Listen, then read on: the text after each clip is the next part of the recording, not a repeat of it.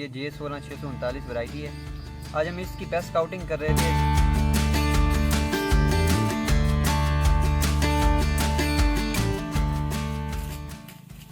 अस्सलाम वालेकुम, इस वक्त मैं जेके शुगर मिल के सर्कल गेट में मौजूद हूँ और आज 18 जून है।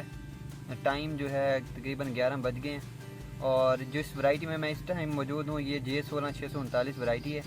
आज हम इसकी पेस्ट स्काउटिंग कर रहे थे, तो क्योंकि सितंबर का गन्ना है और काफ़ी हाइटेड गन्ना है इस टाइम, और तकरीबन 8-9 पोलियाँ नोड्स बन चुकी हैं इसकी, और इसलिए हमने इसकी मेथडोलॉजी थोड़ी पेस्ट स्काउटिंग की चेंज की है कि हमने पर जो स्टेप हैं 25 प्लांट्स कर लिए हैं, ताकि जो है ना, और हमने 2 स्टेप किए हैं 50, मतलब टोटल 50 पौधे। तो एक स्टेप में जो हमने प्लांट काउंट किए हैं वो 25 प्लांट्स हमने पहले उसको डी ट्रैश किया है, उनका ट्रैश उतारा है, उनको डी ट्रैश करके उनको थॉरली एक एक जो है नोड को चेक किया है। जब एक एक नोड को चेक कर देंगे तो ओबियसली पूरा प्लांट ही चेक हो गया उसमें। तो जब इस टाइम हम वैसे नोड सैम्पलिंग भी कर सकते थे, लेकिन हमने इस टाइम जो है ना प्लांट सैम्पलिंग की है, और अगर हमारे पास डैमेज ज़्यादा आ रहा होता तो हम उसको नोड सैम्पलिंग की तरफ लेके जाते कि देखते कितनी नोड्स डैमेज है। लेकिन अल्हम्दुलिल्लाह इस टाइम जो है ना हमारे पास कोई सच कोई डैमेज नहीं आया। एक हमने ये स्टेप किया है, इसमें सिर्फ और सिर्फ मतलब हमें एक जो है डैमेज नज़र आया, बाकी कोई भी डैमेज नहीं नज़र आया हमें इसमें एक भी, मतलब वो भी नोड डैमेज थी, पूरा प्लांट डैमेज नहीं था। और उसमें यह कि वो पुराना डैमेज था, इन्फेस्टेशन मौजूद उसमें नहीं थी, मतलब मैं कह सकता हूँ उसमें कोई किस्म का बोरर मौजूद नहीं था।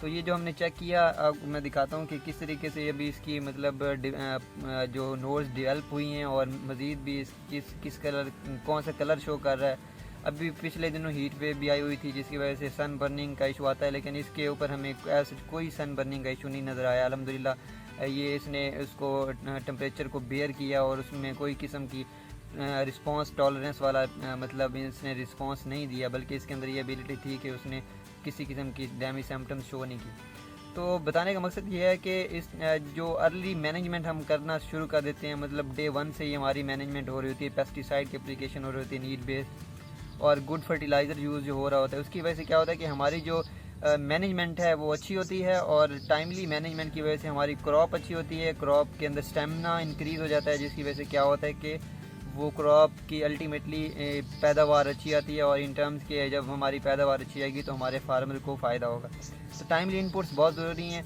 अभी हम नेक्स्ट स्टेप में आपको लेके जाएंगे, वो भी आपको दिखाएंगे कि वो भी हमने 25 प्लांट्स किए हैं और उसमें किस तरीके का रिज़ल्ट आता है, और कि हम जब उसकी स्काउटिंग कर लेंगे तो आपको उसमें दिखाते हैं कि क्या उसके अंदर कितने डैमेज। ये हमने रैंडमली चेक किया, हमने कोई नहीं इसमें किया कि हमने अच्छे प्लांट्स ले लिए हों और उसमें उसकी वजह से ये रैंडमली होती है। और रैंडमली पेस्ट स्काउटिंग का मतलब एक मेथडोलॉजी के थ्रू जो हो रही होती है, उससे हमें उस पूरे फील्ड की नोईत पता चल जाती है कि उसके अंदर कितना डैमेज है और कितनी इन्फेस्टेशन है, आया कि हमें उसके ऊपर इंसेक्टिसाइड की ज़रूरत है या नहीं है। इस वक्त हम इसके साथ साथ वाइट फ्लाई और पायरिला भी देख रहे हैं इसमें, लेकिन एज सच हमें इस पायरिला और वाइट फ्लाई का भी अल्हम्दुलिल्लाह कोई इशू नहीं है, और एवरीथिंग इज़ इन कंट्रोल। और इंशाल्लाह उम्मीद करते हैं कि हमारी जो है इस चीज़ का इम्पेक्ट जो है ना हमारी क्रॉप के ऊपर अच्छा पड़ेगा, और हमारी क्रॉप हेल्दी होगी और अच्छी इनकम देगी इंशाल्लाह। जज़ाकल्लाह, थैंक यू, अस्सलाम वालेकुम।